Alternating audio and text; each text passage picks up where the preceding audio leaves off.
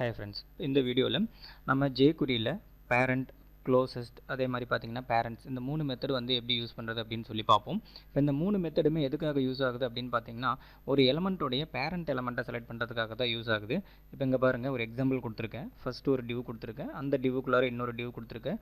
இதில் வந்து ஒரு அன்ஆர்டர் லிஸ்ட்டு கொடுத்துட்டு இதில் பார்த்தீங்கன்னா லிஸ்ட் ஐட்டம் 2 கொடுத்துருக்கேன். சரிங்களா? இப்போ வந்து பார்த்தீங்கன்னா நான் அந்த ஐட்டம் 1 அப்படிங்கிற லிஸ்ட் ஐட்டம் நான் செலக்ட் பண்ணியிருக்கேன் அப்படின்னு வச்சுக்கோங்க.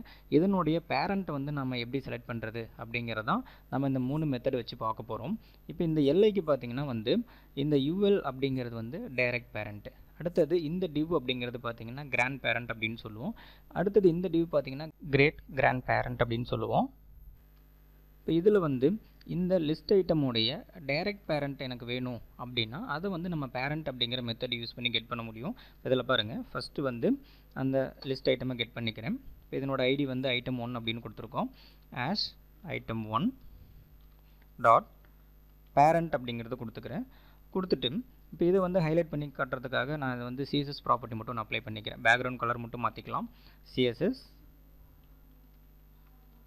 பேக்ரவுண்ட் கலர் ரெட் அப்படிங்கிறது கொடுத்துக்கிறேன். ரெட். இப்போ இதை ரன் பண்ணுறேன். இப்போ இங்கே பாருங்கள் நம்மளுக்கு வந்து இந்த லிஸ்ட் ஐட்டமுடைய டைரக்ட் பேரண்டான யூஎல் வந்து செலக்ட் ஆகிருக்கும்.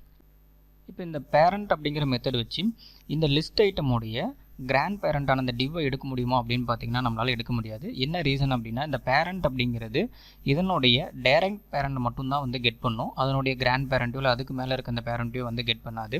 இப்போ இது எப்படி கெட் பண்ணுறது அப்படின்னு பார்த்தீங்கன்னா இப்போ இதுக்கு வந்து நம்ம க்ளோசஸ்ட் அப்படிங்கிற மெத்தட் யூஸ் பண்ணிக்கலாம். இந்த க்ளோசஸ்ட் அப்படிங்கிறது என்ன பண்ணும் அப்படின்னா நம்ம கொடுத்துருக்க இந்த எலமெண்ட்டோடைய பேரண்ட்ஸில் நம்ம எதை வந்து செலக்ட் பண்ணுறோமோ அதில் மேட்ச் ஆகிற அந்த ஃபஸ்ட்டு எலமெண்ட்டை வந்து பார்த்திங்கன்னா நம்மளுக்கு கெட் பண்ணி கொடுக்கும். இப்போ இதில் பாருங்கள் இந்த எல்லையுடைய பேரண்டான டிவ் எனக்கு வேணும் அப்படிங்கிறத நான் க்ளோசஸ்ட் வச்சு நான் செலக்ட் பண்ணுறேன் அப்படின்னா இப்போ இதுக்கு மேட்ச் ஆகிற ஃபஸ்ட்டு டிவ் பார்த்திங்கன்னா இந்த டிவ். அப்போ இந்த டிவ்வை தான் பார்த்திங்கன்னா நமக்கு க்ளோசஸ்ட் செலக்ட் பண்ணி கொடுக்கும்.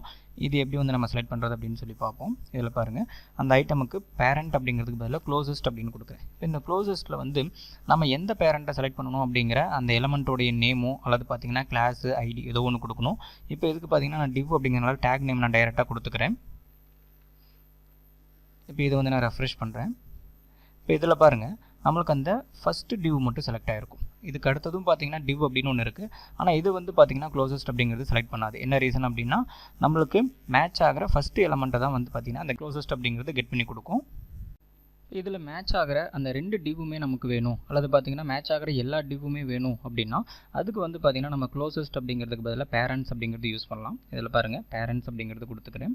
இப்போ இதை ரெஃப்ரெஷ் பண்ணும்போது பார்த்திங்கன்னா இப்போ இதனுடைய பேரண்ட்டான எல்லா டிவ்வுமே செலக்ட் ஆகிருக்கும். இப்போ இதில் வந்து நம்ம அந்த எலமெண்ட்டோட நேம் கொடுக்காம கூட நம்ம செலக்ட் பண்ணலாம். இப்போ டைரெக்டாக பேரண்ட்ஸ் அப்படின்னு கொடுத்திங்கன்னா இப்போ இந்த லிஸ்ட் ஐட்டமுக்கு எத்தனை பேரண்ட் இருக்கோ எல்லாமே செலக்ட் ஆகிடும். இப்போ யூஎல் டிவ் அதே மாதிரி பார்த்திங்கன்னா இந்த டிவ் பாடி ஹெச்டிஎம்எல் இந்த எல்லா பேரண்ட்ஸுமே வந்து நமக்கு செலக்ட் ஆகிடும். இப்போ ரெஃப்ரெஷ் பண்ணும்போது பார்த்திங்கன்னா நமக்கு ஓவராலாக எல்லாத்துக்குமே வந்து பேக்ரவுண்ட் மாறி இருக்கும். இப்போ இந்த மாதிரி பார்த்திங்கன்னா வந்து நம்ம ஓவராலாக எல்லா பேரண்ட்ஸுமே செலக்ட் பண்ணணும் அப்படின்னா நம்ம அந்த பேரண்ட்ஸ் அப்படிங்கிற மெத்தட் யூஸ் பண்ணிக்கலாம். சரிங்களா? இப்போ இந்த வீடியோவில் நம்ம jQueryயில் பார்த்திங்கன்னா வந்து பேரண்ட் எலமெண்ட் எப்படி வந்து கெட் பண்ணுறது அப்படின்னு சொல்லி பார்த்தோம்.